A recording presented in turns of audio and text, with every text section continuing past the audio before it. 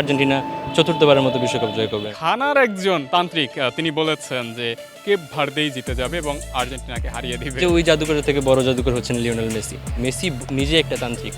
মেসির জাদুর উপরে কোনো জাদু নেই এবং এটা আপনারা দেখে আসছেন যুগের পর যুগ ধরে। আসছে 4 জুলাই কেপ ভার্দের সাথে ম্যাচ আছে আর্জেন্টিনার। সো সেই ম্যাচে কি হবে এটি নিয়ে কিন্তু নানা ধরনের তর্ক বিতর্ক আমরা দেখতে পাচ্ছি, কারণ অনেকেই বলছেন যে কেপ ভার্দেকে এতটাও সহজ হিসেবে ছেড়ে দিলে হবে না, কারণ তারা কিন্তু এর আগে স্পেনকেও ড্র করেছে, পাশাপাশি আরও বেশ কিছু রেকর্ড তাদের আছে, যেটি নিয়ে কিন্তু একটা টানাপোড়েন চলছে ভক্তদের মাঝে যে আসলে কি হবে। আবার সেই সাথে মজার একটা বিষয় হচ্ছে ঘানার একজন তান্ত্রিক তিনি বলেছেন যে কেপ ভার্দেই জিতে যাবে এবং আর্জেন্টিনাকে হারিয়ে দিবে। সো সেই জায়গা থেকে আসলে আগামী ম্যাচে আর্জেন্টিনার একজন ফ্যান আমাদের সাথে যুক্ত হয়েছেন, তিনি আসলে কি প্রেডিকশন করছেন, কি হতে পারে, আসলেই কি হতে পারে, কোনো জায়গাতে একটু দুর্বলতা খুঁজে পাচ্ছেন কিনা? দুর্বলতা খোঁজার আসলে কোনো সুযোগ নেই। আর্জেন্টিনা কি করতে পারে, কি করেছে ইতিপূর্বে তা আপনারা দেখেছেন 22 বিশ্বকাপে এবং এখনও দেখছেন। 3টা ম্যাচে তারা 8টা গোল করেছে। তো আমার মনে হয় না যে তেমন কিছু হবে। মানুষজন বলছে যে জাদুকর প্রেডিকশন দিয়েছে যে আর্জেন্টিনা হারবে, কেপ ভার্দে জিতবে। তবে আমি মনে করি যে ওই জাদুকরের থেকে বড় জাদুকর হচ্ছেন লিওনেল মেসি। তো লিওনেল মেসির জাদুতে কেপ ভার্দে উড়ে যাবে এবং আর্জেন্টিনা চতুর্থবারের মতো বিশ্বকাপ জয় করবে আমি মনে করছি। কত গোলে আর্জেন্টিনা এবার এই ম্যাচে জিততে পারে? ক্লোজ ম্যাচ হবে, যেহেতু নকআউটের ম্যাচ। কেপ ভার্দে খুব ভালো ডিফেন্স করে, আপনারা দেখেছেন স্পেনকে আটকে রেখেছে, কোনো ম্যাচ হারেনি এখন পর্যন্ত। জিততে কষ্ট হবে অবশ্যই, তবে আমার প্রেডিকশন হচ্ছে হয়তো 2-1 আর্জেন্টিনা জিতবে। যদি বাই চান্স কোনো ধরনের একটা অঘটন ঘটে যায়, কেপ ভার্দেকে আমরা দেখি যে সে ম্যাচে জিতে গেছে, সো সেখানে কোন দুর্বলতাকে আপনি গুরুত্বপূর্ণ বলে মনে করবেন?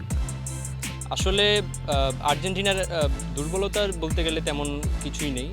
ওয়ার্ল্ড চ্যাম্পিয়ন তো হচ্ছে, যদি হেরেই যায় আপনি যেটা বললেন, সেটা হয়তো ভাগ্যের দোষ হবে। এছাড়া আমি দুর্বলতা কোনো দেখি না আর্জেন্টিনা, সব দিকে শক্তিশালী। মেসির জাদু নিয়ে আসলে বলার কিছু নেই। মেসির জাদু দেখার জিনিস, উপভোগ করার জিনিস, বলে বোঝানো সম্ভব না। দেখবেন, উপভোগ করবেন, এতটুকুই। তান্ত্রিক মেসি, আমি যেটা বললাম যে মেসি নিজে একটা তান্ত্রিক। মেসির জাদুর উপরে কোনো জাদু নেই এবং এটা আপনারা দেখে আসছেন যুগের পর যুগ ধরে। প্রথমে মেসিকে তুলনা করা হতো রোনালদিনিওদের সাথে, এরপর নেইমার রোনালদো আসলো, এখন মেসিকে তুলনা করা হচ্ছে হালান্ড এমবাপ্পের সাথে। তো মেসি রয়ে গেছে, মেসির সাথে যারা ছিল তারা পরিবর্তন হচ্ছে ডে বাই ডে। তো মেসিকে নিয়ে আসলে বলার কিছু নেই। সামনে ম্যাচ আছে, দেখবেন। ইতিপূর্বে 3 ম্যাচে স্কোর করেছে, বিশ্বকাপের ইতিহাসে সর্বশ্রেষ্ঠ প্লেয়ার, সবচেয়ে বেশি গোল দিয়েছে সে। তো আশা করি যে সে তার এই ধারাবাহিকতা বজায় রেখে চতুর্থ বিশ্বকাপ জয় করে আর্জেন্টিনা থেকে অবসর নেবে। এটা আসলে পার্ট অফ গেম। সে আসলে মাঝে মাঝে বোঝায় যে আমি আসলে মানুষ। সে তো আমরা বলি যে লিওনেল মেসি কি মানুষ কিনা, এলিয়েন কিনা, তো সেটা সে মাঝে মাঝে একটু পেনাল্টি মিস করে বোঝায় যে হ্যাঁ আমিও মানুষ। মানে ইচ্ছে করে বলবো না, বললাম তো পার্ট অফ গেম।